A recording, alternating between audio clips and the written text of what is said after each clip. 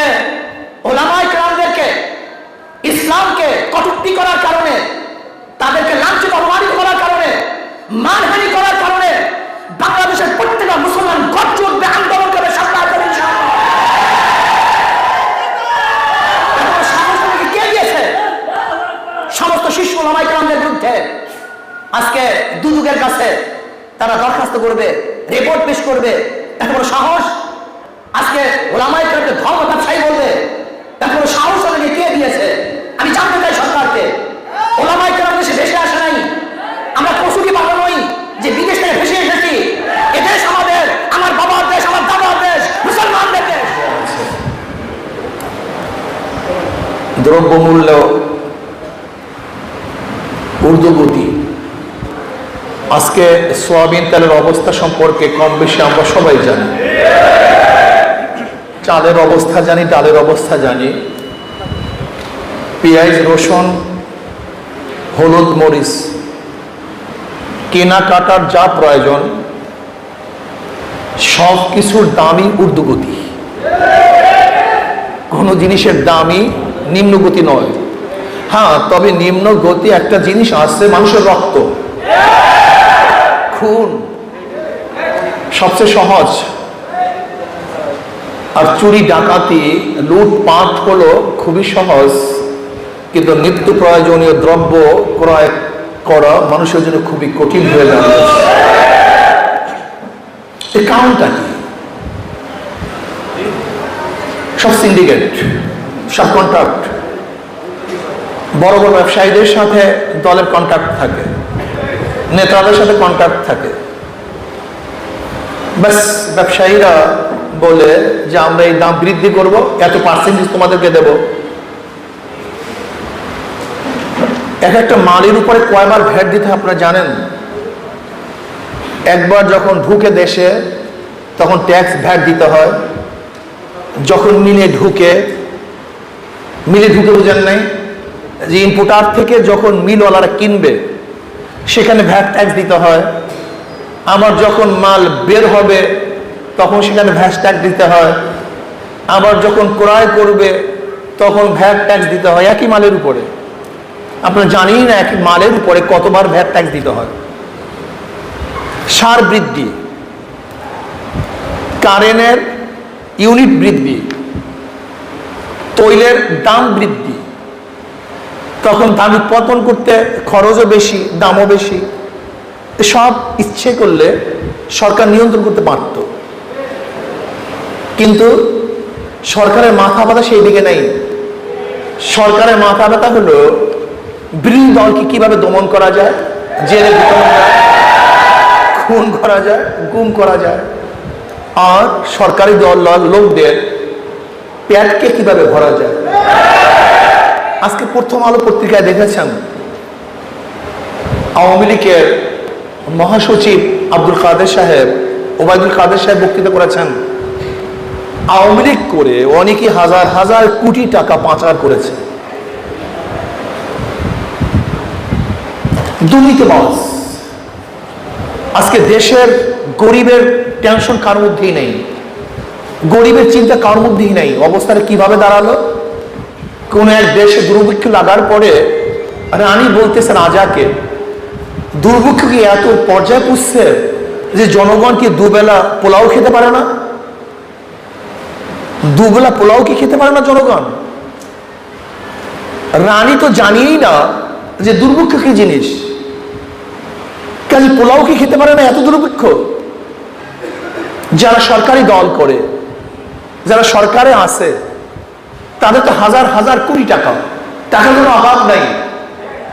তারা জানিই না মালের এত দাম, এত প্রয়োজন, মাল এত দুর্লভ মূল্য হয়ে গেছে। অথচ জনগণ কি অবস্থায় আছে যা চিন্তাও করা যায় না। কাজে আমি সরকারকে বলবো, যদি আপনি দ্রব্যমূল্যের ঊর্ধ্বগতিকে নিয়ন্ত্রণ করতে না পারেন, তাহলে জনগণ বাধ্য হয়ে আপনাকে নিয়ন্ত্রণ করবে, উপায় নেই। যেরকম শ্রীলঙ্কার জনগণ বাধ্য হয়ে সে দেশের সরকারকে নিয়ন্ত্রণ করেছে, বাংলাদেশের জনগণ বাধ্য হয়ে আমাকে নিয়ন্ত্রণ করবে। কয়েকদিন আগে শ্রীলঙ্কা সরকার বলেছে বোরখা খুলে নেবে, হুমকি দিয়েছিল।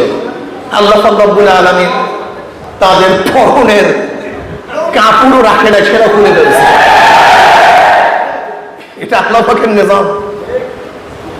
আমি সরকারকে বলবো, আপনিও শ্রীলঙ্কার মতো কাপড় খুলতে বাধ্য করবেন না,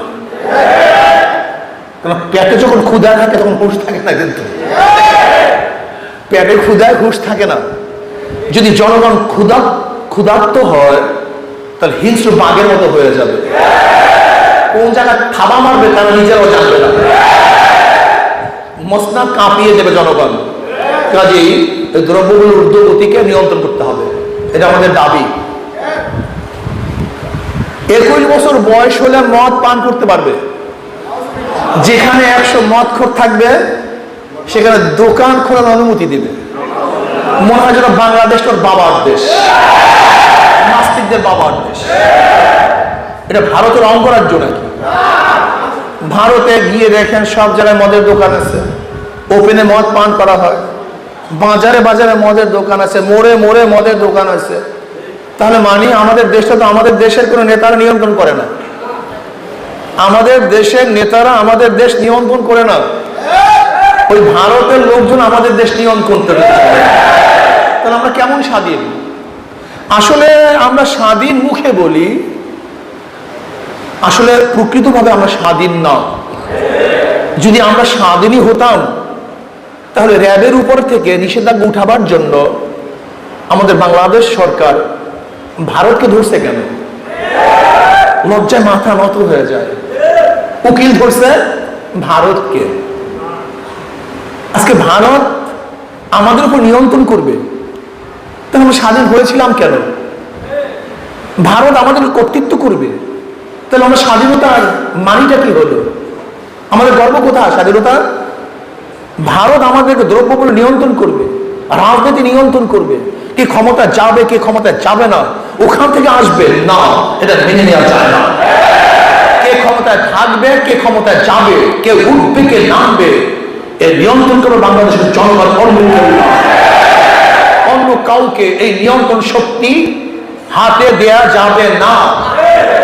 কিন্তু আমরা কি দেখেছি? আমরা দেখছি যারা ক্ষমতায় আসে, যারা ক্ষমতায় যেতে চায়, তারা আমাদের দেশের জনগণের কাছে কেউ যায় না, তারা সবাই বিদেশি শক্তির কাছে যায়। কিন্তু ইসলামী আন্দোলন বাংলাদেশ বিদেশি শক্তির কাছে যাবে না, তারা বাংলাদেশের জনগণের কাছে আসবে। বাংলাদেশে কে ক্ষমতায় যাবে কে ক্ষমতায় যাবে না, কে থাকবে কে থাকবে না, এই সিদ্ধান্ত করবে বাংলাদেশের জনগণ, অন্য কেউ।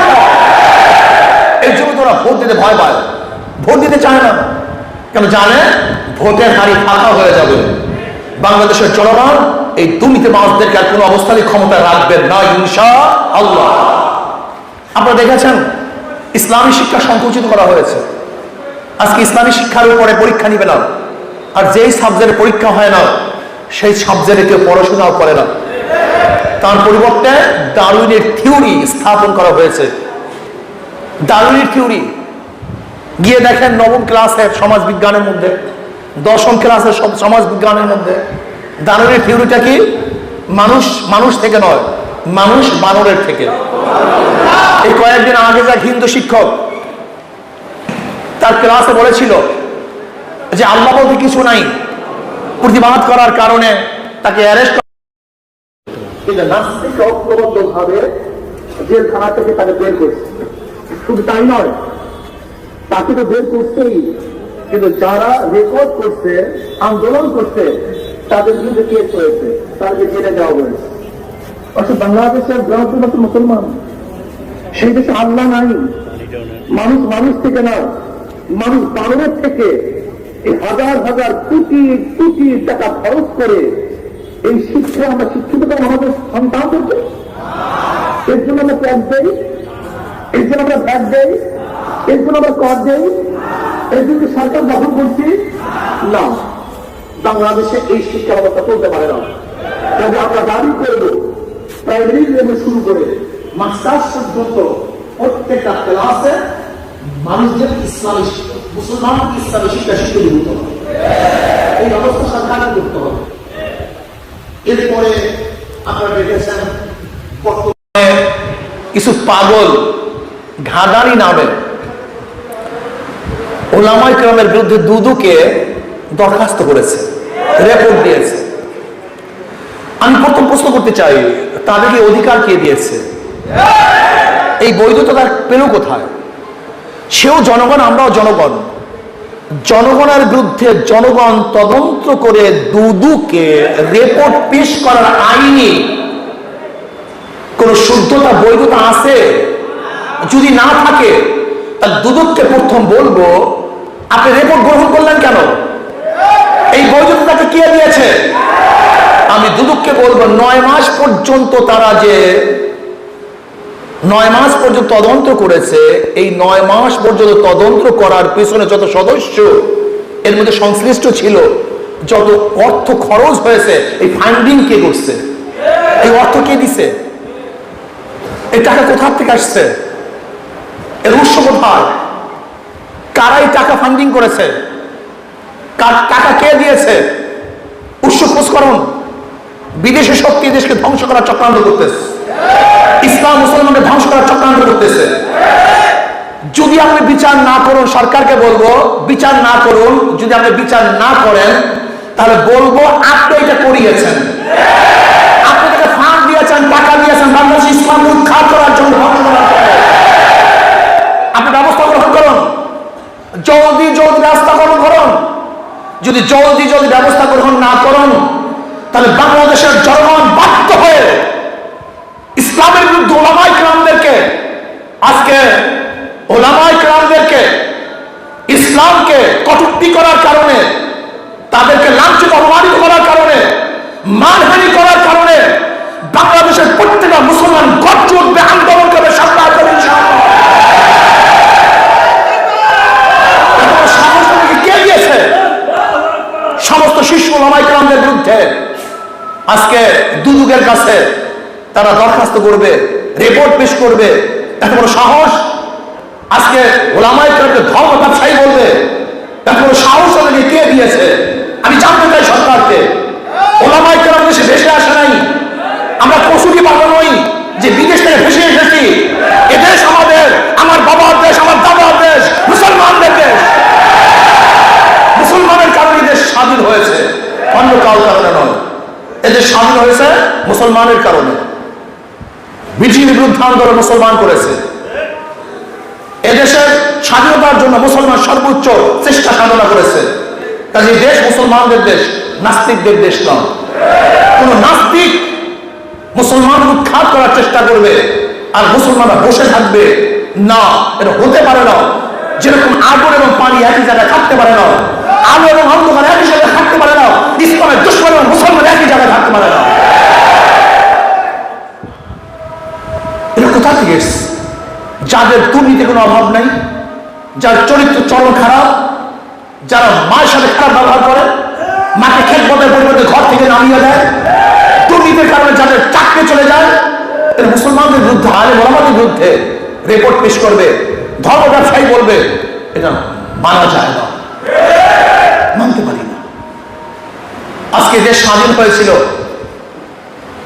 3টা ভিত্তিতে: সাম্য, মানবিক মর্যাদা, সামাজিক ন্যায় বিচার। আজকে কোথায় সাম্যতা? সাম্যতা কোথায়? যারা দল করবে তারা ইজ্জত সম্মান পাবে, যারা দল করবে না, সরকারি দলে থাকবে না, তারা লাঞ্ছিত অপমানিত হবে। এটা কি সাম্য? আজকে যারা ক্ষমতাসীন তাদের আত্মীয় স্বজন রেলে ফ্রি চলবে, আর যারা ক্ষমতাসীন না তারা টাকা দিয়েও মুক্তি পাবে না, বাঁচতে পারবে না। এর নাকি সাম্যতা? মানবিক মর্যাদা কোথায়? কোথায় মানবিক মর্যাদা? আজকে মানবিক মর্যাদা পাচ্ছি না, মানুষ ঢুকে ধরে মরছে। যারা দল করবে না তারা লাঞ্ছিত অপমানিত হবে।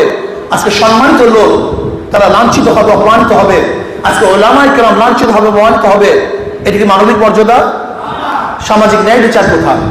যদি দল করেন খুন করলে মুক্তি পাবেন, আর যদি দল না করেন, অন্যায় না করলেও আপনি জেলখানায় ভুগবেন। এটা কেমন কথা?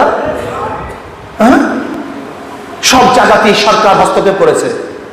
আজকে নির্বাচন কমিশন, নির্বাচন ব্যালটে হবে না ইভিএমে হবে সে নির্ধারণ করবে কে? না, নির্বাচন কমিশন। নির্বাচন কমিশন। অথচ আমাদের প্রাইম মিনিস্টার কি বলেছেন? ইভিএমে সব জায়গায় নির্বাচন হবে। তার মানে সে আগে নির্দেশ দিয়েছে আগামী নির্বাচন সুস্থ হবে না, আগামী নির্বাচনও একমুখী নির্বাচন হবে। শোনেন, আপনার বিগত দিনে এই নির্বাচন করেছেন, জনগণ কিছুই বলে নাই, কিন্তু ভবিষ্যতে যদি আপনি ওই একতরফা রাত্রে নির্বাচন করার চেষ্টা করেন, তাহলে বাংলাদেশের জনগণ ঐক্যবদ্ধ হয়ে যেরকম শ্রীলঙ্কা সরকার দুর্নীতিবাজ সরকার পালাতে পারে নাই, ঠিক বাংলাদেশের জনগণ ঐক্যবদ্ধ হয়ে দুর্নীতিবাজদেরকে ভোট ডাকা এবং ভোট চোরদেরকে পালাতে দিবেন না ইনশাআল্লাহ। কাজে আসুন আমরা আগামী নির্বাচনে সাম্য, মানবিক মর্যাদা এবং সামাজিক ন্যায় বিচার প্রতিষ্ঠা করার জন্য ইসলামী আন্দোলন বাংলাদেশের কোন বিকল্প দল আছে বলে আমি মনে করি না। এটা আমার জানা নাই। ইসলামী আন্দোলন বাংলাদেশের প্রত্যেকটা নেতা কর্মী তারা সন্ত্রাসের সাথে সংযুক্ত না, তারা মদ্যপায়ী না, তারা চোরাচালানের সাথে জড়িত না, তারা অবৈধ অস্ত্র নিয়ে ঘোরাফেরা করে না, তারা চাঁদাবাজি করে না। যদি এদেশ চাঁদামুক্ত করতে হয়, সন্ত্রাস মুক্ত করতে হয়, আমি মনে করি ইসলামী আন্দোলন বাংলাদেশের কাছেই এদেশ নিরাপদ এবং সন্ত্রাস মুক্ত হবে বলে আমি মনে করি ইনশাআল্লাহ। এর জন্য আজকের থেকেই আমাদের ইসলামী আন্দোলন বাংলাদেশের প্রত্যেকটা নেতা কর্মীকে ঝাঁপিয়ে পড়তে হবে, এলাকা এলাকায় ছড়িয়ে পড়তে হবে। আমাদের এখন থেকেই জনগণের কাছে যেতে হবে যে আসুন আমরা ইসলাম, মানবতা এবং সামাজিক ন্যায় বিচার প্রতিষ্ঠা করার জন্য ইসলামী আন্দোলনের হাত পাকে আমরা সবাই ভোট দেব। এখন থেকে ঝাঁপিয়ে পড়ুন, এখন থেকে দাঁড়ে যান। যেখানে দুর্বলতা আছে সেখানে আমরা গিয়ে দুর্বলতাকে কাটিয়ে সেই এলাকাকে শক্তিশালী করার চেষ্টা করবো ইনশাআল্লাহ। কি রাজি আছেন ইনশাআল্লাহ? আশা করি আগামী দেশ হাত পাকা দেশ হবে, আগামী দেশ ইসলামের দেশ হবে। আগামী ইনশাআল্লাহ ইসলামী আন্দোলন বাংলাদেশ বিপুলভাবে ভোটের মাধ্যমে এদেশে সামাজিক ন্যায় বিচার, মানবিক মর্যাদা এবং শান্তি প্রতিষ্ঠা করবে ইনশাআল্লাহ।